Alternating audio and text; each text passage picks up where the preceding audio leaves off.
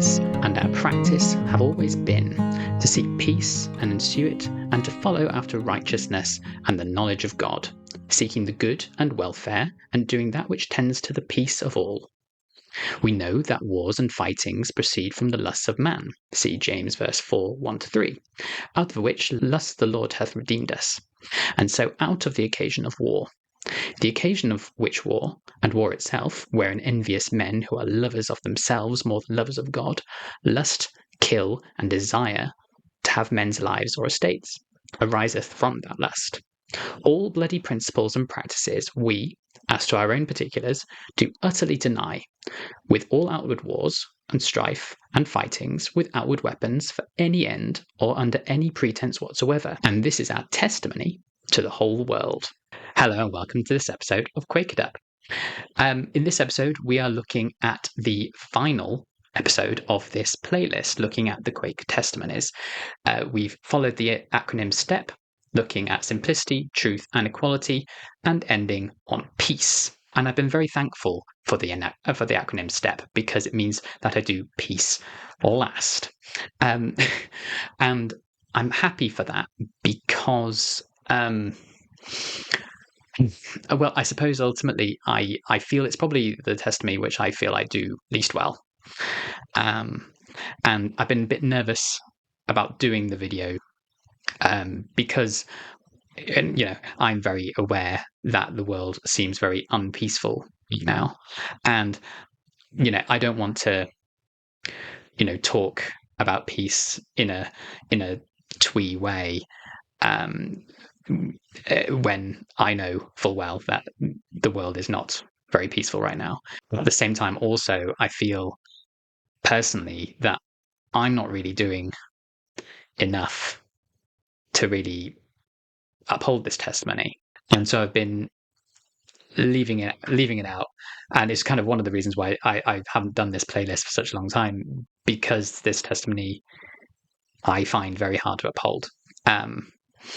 I suppose that's partially because of the fact that, as I've mentioned, peace, as with equality, requires a community, and it kind of goes beyond your immediate community. It takes everyone in, and those of different opinions, and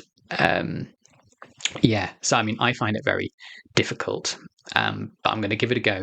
But I'm going to give it a go, and I'm saying it right now that I don't, I find this really tricky. So I'm not turning around saying that I'm a paragon of peace and I do everything I can. It's something that I really struggle with. Yeah. So if you are as well, you're thinking, wow, how that's lovely of you to say, but how do you actually do that? I've got some tips. I'm going to try and do them. I've been thinking about these for a long while. We'll see how we go. But I just don't want anyone to go and say, well, that's easy for you to say. I'm fully aware of this, but it's something that's very integral to Quaker practice, to Quaker faith, to Quaker history, and so I feel I must talk about it.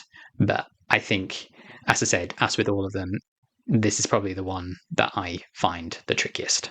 So I hope I've sort of given a bit of background there, and we'll dive in. So Quake It Up first, starting instead of hello, welcome to this episode of Quake It Up, we're starting with a quote, but I thought it's such a punchy quote that I thought I'd be remiss not to start with it. So the full title of the document that quote comes from is called A Declaration from the Harmless and Innocent People of God called Quakers. It was written in 1660, so this is the first year of the reign of Charles II after the Commonwealth or the Republic of England. So this is the document which states for the first time in the clearest way, I suppose, the idea of the Quaker peace testimony in a way that all the other testimonies, like simplicity, truth, and equality, we don't have like a document like this for any of the others. So this is really easy to sort of say, look, it's right here. And I suppose the question is, why is there this document? So like with all the others, I'm going to go through the history of the peace testimony I'm going to talk about how this has influenced Quaker faith and Quaker action throughout the history, and talk about what it means for us today as well. So, as I said, why is there this document for the Declaration of Peace and the Testimony of Peace when we don't have it for the others? This is, I think, quite well. I think it's there in the title a little bit, but I think it's then stated in the bit that comes just before the passage that I started the episode with.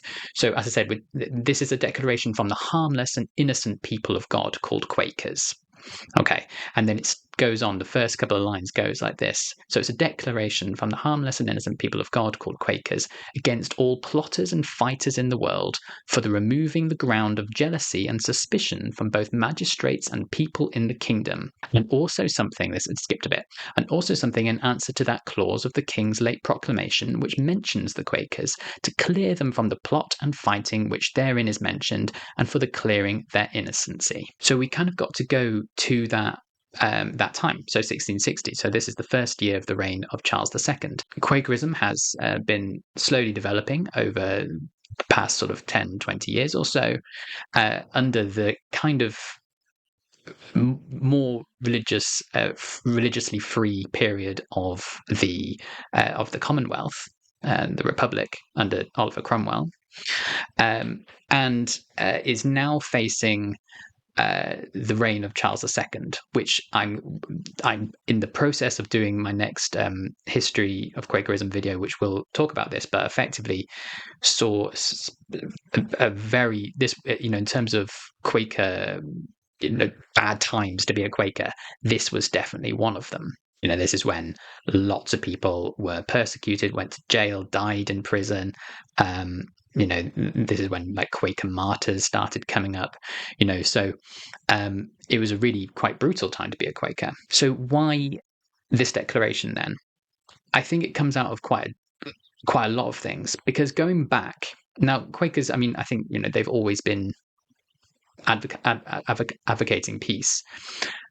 However, I'm pretty certain, I know for a fact, for example, that James Naylor was fought in the English Civil War. You've got to remember that Quakerism came out of this period, a very turbulent, very war-riven period. It's highly likely that a lot of early Quakers would have fought in some way in the English Civil War.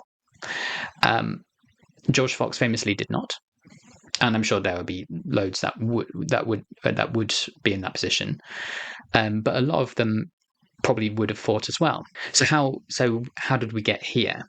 I think obviously Quakerism has always had this idea of being a peaceful community. That one of the early names of Quakerism was Children of the Light. The Children of the Light aren't going to be shooting carbines and muskets and going in with pikes and all that, are they really? No, come on. But I think the necessity for this document, more than anything, is stated in there. The Quakers at this point felt the pressure of what the reign of Charles II would bring. And actually, when Charles II came back, Quakers were in a really bad situation in terms of their press and their public image. We'd had the James Naylor affair, the Bristol affair, the ride into Bristol, the infamous ride into Bristol, whatever you want to call that, which I mentioned in my history of Quakerism video, which severely damaged the reputation of Quakers as upstanding citizens.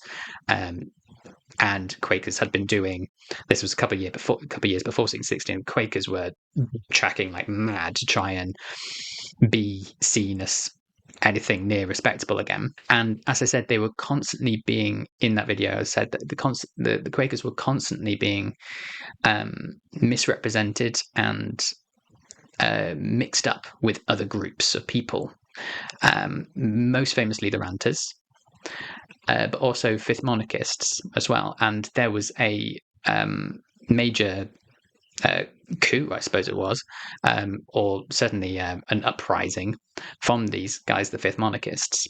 And people thought, Fifth Monarchists, Quakers, they're all the same. They're all these sort of, dissident religious groups who are going around doing not bad things. Quakers had absolutely nothing to do with that uprising. But they were all kind of put in the same category, and because of that, it was clear that they were, as I mentioned in that second passage, there was a lot of ill feeling towards Quakers, that they were not only religious extremists and dissidents, they were also potentially rebels. So I see that peace testimony as not only stating quite clearly what Quakers believe, but also to do so in a way that meant that they could not be associated with these groups. They've said very clearly, it was addressed to the king, this is our position. Now, ultimately, it didn't really help them much, because they were still seen as religious extremists, and so were treated as such. And a lot of Quakers suffered really terrible punishments. This culminating in Mary Dyer being executed over in Boston. Charles II was nice enough after that to say, "Let's not execute Quakers," which was nice, but putting them in prison was tantamount to a death sentence often anyway. So. But ultimately, that was the original Quaker position right there, stating very clearly, we utterly deny all outward wars and strife and fightings with outward weapons. Note the word outward there. It sort of like harks back to the to my Vampire Slayers Halloween video last year. Quakers were all for spiritual warfare. All for that. So spiritual warfare with spiritual weapons. Oh yeah, they love that. All down for that. So that was known as the Lamb's War, and that's what they saw as kind of the not the antidote to war, but sort of what the true war is. All this fighting with weapons and killing people. That's merely distractions caused by men's lusts after property and prestige and so on, and riches. What the real war was the Lamb's War, was Jesus's war, which was against the devil and against sin, effectively. And you can only do that with spiritual warfare through becoming spiritual warriors and fighting with the light of the Holy Spirit and so on and things like that. So they were all for that sort of warfare, but absolutely not for outward war. And that idea occasion for war is become very very well known in today's Quaker circles as well. So it's not just about actual war, but the occasion for war as well, which is kind of similar to what Thomas Hobbes talks about in I think it's in the Leviathan, when he talks about the will to battle. So the idea that not only are we trying to are we against war, but we're against getting there as well. And so we do what we can in terms of mediation, in terms of diplomacy, to try and stop war at the bud, not when it's already out and just like, oh, we don't want to get involved. We actually actively try and stop it as well. So throughout our history then, obviously Quakers didn't join the army, famously, in situations where there was not much of a choice. So if you think of, for example, over in America, so the American War of Independence. So mostly they did not. Quakers did not fight in either for the British or for the Americans. Although some did, the ones that did were disowned as Quakers, so they were then no longer Quakers. Similarly, this happened again in the American Civil War. For the most part, Quakers stayed out of that. There were some that felt led to fight in that, and again, they were disowned. They created like their own different Quaker group. I can't remember what they were called, but effectively, if you joined a war and became a soldier, that is kind of that antithetical to being Quaker. I think the time when this was the biggest shame, I suppose, if you can call it that, was in the state of Pennsylvania during the French and Indian Wars. Up until that time, so I think this is 1700s. I'll put it down there. Pennsylvania, started by William Penn, and so Quakers were in the legislature there, and were a big deal. But because of that war, and they were basically recognized that they would need to partake and or finance that and legislate for war. They felt they could not. So all Quakers removed themselves from the state legislature, basically then leaving it the state of Pennsylvania out of Quaker control, which that's a shame. But I completely appreciate and respect their decision. They're upholding the peace testimony very well and very admirably there. Moving into the 20th century as well. So obviously we had 2 world wars in there. And the Quaker reaction to that was very interesting, especially in Britain. So we had a huge conscientious objection movement where people refused to fight. Although there were different angles to how much Quakers were willing to participate in both those wars. So some completely rejected it and were known as conscientious objectors. They weren't the only conscientious objector. There were loads of people who were conscientious objectors who weren't Quakers, but Quakers did make up some of that. But there were some Quakers who were happy to participate. Well, there were some Quakers who fully did participate, and again, they were. Well, actually, I'm not sure if they were disowned. They probably were. Don't know. But there were some who were happy to take part, so long as they were in non-active service, if that makes sense. So, for example, the Quakers set up the Friends Ambulance Unit during World War One, and this provided, well, as you would imagine, medical assistance, but it provided it to both to people on both sides, so it wasn't partisan in any way. And then again into the 20th century, where a lot of these testimonies kind of come together. It's obviously still, as I mentioned at the beginning, very important even today. Quakers, I'd say, continue to advocate non-violence, peace. They can do this through social action, working to address things like poverty, racial inequality, environmental sustainability. So not just looking at peace like in terms of like war, but also looking at it as to the occasion for war, or so the things that will cause war, things like social justice and the environmental sustainability could eventually lead to war. So solving those issues now to avoid war later on. Another really important organization which has been set up that I think promotes peace really well internationally is QUNO. So QUNO stands for Quaker United Nations Office, which promotes peace and justice in the UN. So looking to create dialogue, sustainable development, disarmament, bringing people together quite quietly and not tooting their own horn too much, in order to try and de-escalate situations behind closed doors, and acting as like an intermediary between two parties either at war or close to it. So obviously today the idea of peace and pacifism has lots of different angles to it. I suppose what's ultimately important to Quakers is that we respect all life, and working to make a world where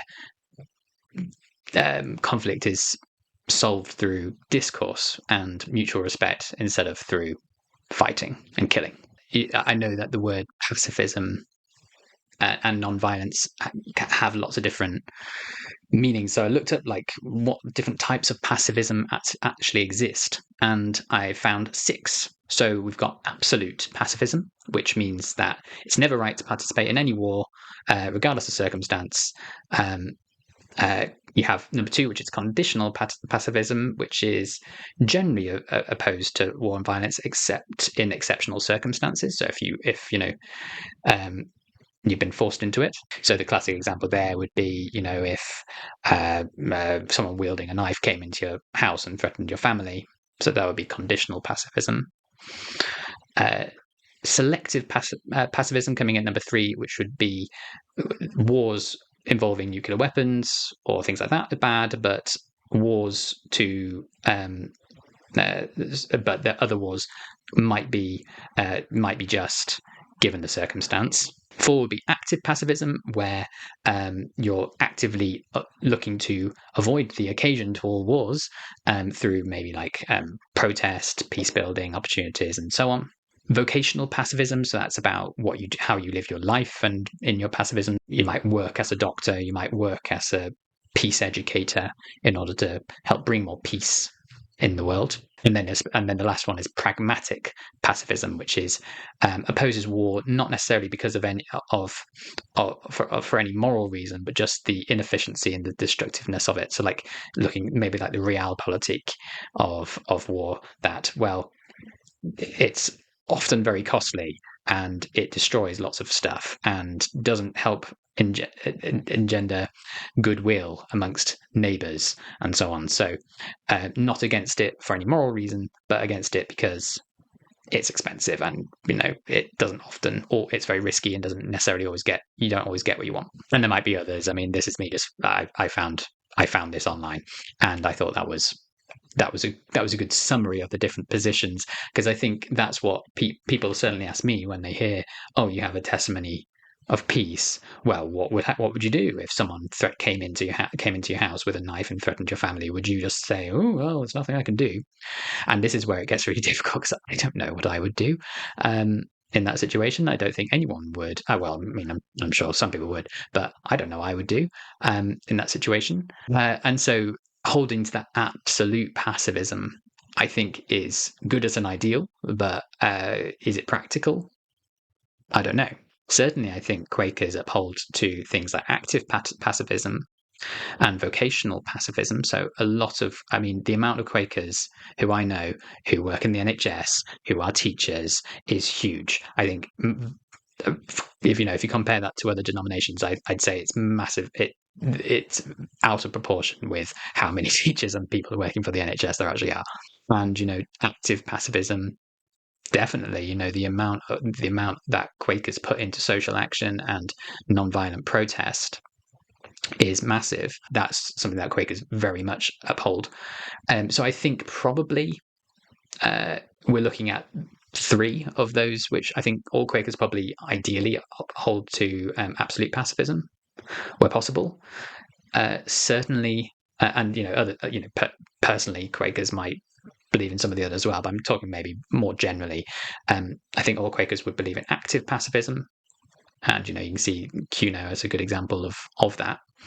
And I'd say a lot of Quakers have uphold vocational pacifism, and even if they themselves don't do it in their jobs, probably would support lots of charities which do that. So most Quaker meetings have like a charity which they're holding in the light and giving money to. I realise I didn't do this for the other 2, but let's get out the Quaker faith and practice. Let's get the advices and queries and see what the advices and queries say about peace. So in Quaker Faith and Practice, chapter 24 is entirely on our peace testimony.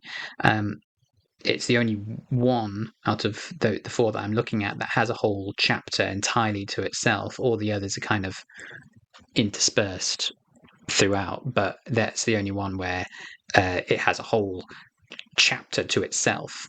It's also mentioned in chapter 20.67, conflict. But we're going to be having a look at the advices and queries, and I'm not going to read whole chapter 24 because otherwise this video will go on. But so we're going to have a look at the advices and queries and look at the ones that look specifically at peace. Also, just a plug, do check out my video on the advices and queries. I think the one I'll playlist there, but I think the one where I look over that is the 4th video. So I think probably the most important ones for the testimony of peace is advices and queries number 31 and 32.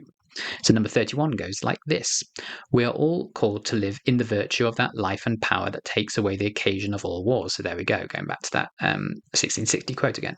Do you faithfully maintain our testimony that war and the preparation for war are inconsistent with the spirit of Christ?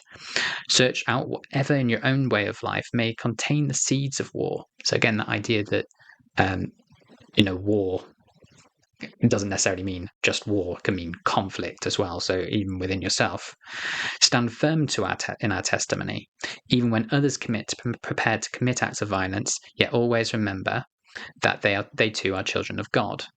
So just because they participate in war doesn't mean they're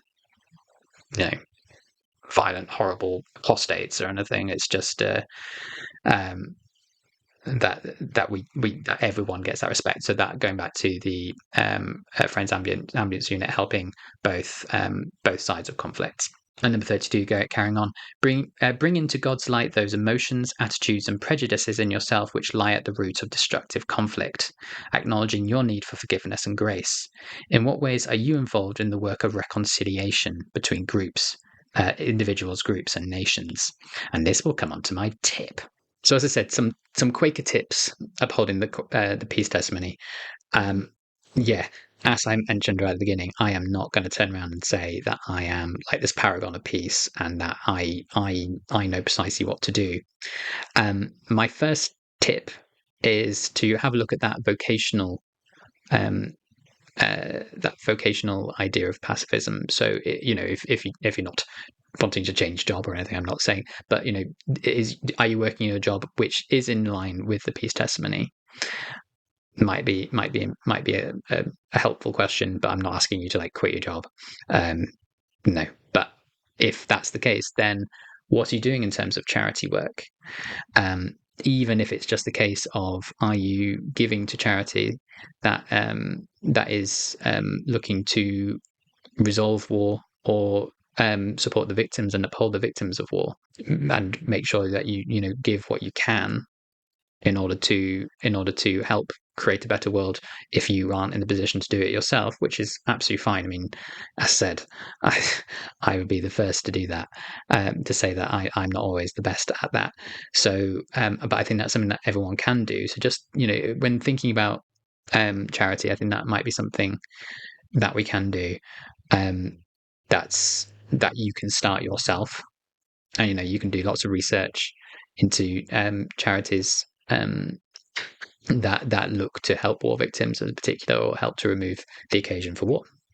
If you feel so moved, then engage in social justice, looking to address violence, not on a war, not necessarily on a whole war level, but just like maybe things like domestic violence or something like that, or injustice. A lot of Quakers have looked at prison reform, for example, throughout our history. There are lots of Quaker chaplains because of, obviously, if we're at war with ourselves as a society, then we're not a peaceable society. And how you might want to do that is up to you. Like I have said with, I think, most of these videos, take your ideas and your desires and your leadings for upholding the peace testimony to meeting and sit with those. Listen to what leadings in inward light might be asking of you. Share those thoughts with, other friends at the meeting, and see what's led to you. And if nothing comes, keep asking that question, keep listening. Maybe something later might come across, or maybe you're led into another direction. It goes without saying, but in your life, in your day-to-day interactions, are you are you one that is known to be a mediator? Are you one that's known to be calm? Are you one that's known to look to reduce conflict in your day-to-day, whether that's in your home life, whether that's in your work life, with your social life? And how could you do that? How could you be more that person? How do you deal with emotions like anger? All things to think about, as I said, and I will say again, I'm not perfect in that, and I'm saying these tips just because I think it's kind of nice to know, well, what would the ideal Quaker do? But I'm not going to turn around and say that I'm good at all these things, or that I do all these things, or that I'm successful at these things all the time. I'm just not. But I think every Quaker should at least be aware of ways to improve and to create a peaceable society. Accept that they're not perfect at it, because I think it's the hardest one to maintain. But to be aware of that as well, and be aware that I can't change the world necessarily by myself. Another very Quaker passage from Lord of the Rings, going in over from my video on Quakerism and the Lord of the Rings, is Galadriel's line is that even the smallest person can change the course of the future. So or like, and even small changes and the butterfly effect and so on can ultimately have long-lasting things too. So I mean, um, ending on a positive with Galadriel, I think always very helpful. So there we go. That is the 4 main Quaker testimonies done. And as I said right at the very beginning, and when we started talking about simplicity, I know that American Quakers and other Quakers have different acronyms focusing on slightly different aspects of that. I think these 4 are kind of big umbrella topics, and we've seen how they've interacted and how they take those initial concepts of simplicity, truth, equality, and peace and go beyond the initial meaning. So looking at peace and thinking, well, it's not just about war, but it's about things like domestic violence and prison reform and things like that, or simplicity, going not just looking at using thou and thee and wearing Quaker garb, but looking at environmental sustainability. So taking it beyond that. And that's what I think, if you look at spices, for example, that's kind of where it's going. I think I believe the C in spices is community, which, as I would argue, that all of these 4 that I've looked at do come under, do help community. It's not specifically stated, I suppose, and I suppose that's helpful. But I think all of them, when you think about it, and as I end up often coming back to, it's all about community. It's all about building a better world, creating a true society of friends. And we can only do that if we're upholding these testimonies. So it's been a bit of a roller coaster. I mean, obviously, I don't know how I'm going to be uploading these, but I've done these in like a day and a half. So it's been wild. I don't know what I'm going to do now. Probably go and do some of my tips. That probably will be a good thing to start. But I hope it's been helpful. I hope it's been informative of the Quaker position. And as I said, I'm just one Quaker, so the chances are that there'll be loads of Quakers have a slightly different understanding of these testimonies. So I'd be more than happy to hear from you guys if you have a slightly different understanding or different interpretation of some of these testimonies. If you think that there's something big that can't be incorporated into those 4 that is missing, and that is integral to Quaker life, then let me know. But otherwise, thank you very much if you've watched all 4, for making it through, and we'll see you again for the next video. Thank you very much for watching the video. If you liked it, please do click on the thumbs up and the subscribe button to get more videos about Quakerism in the UK today. It really does help, and thanks once again.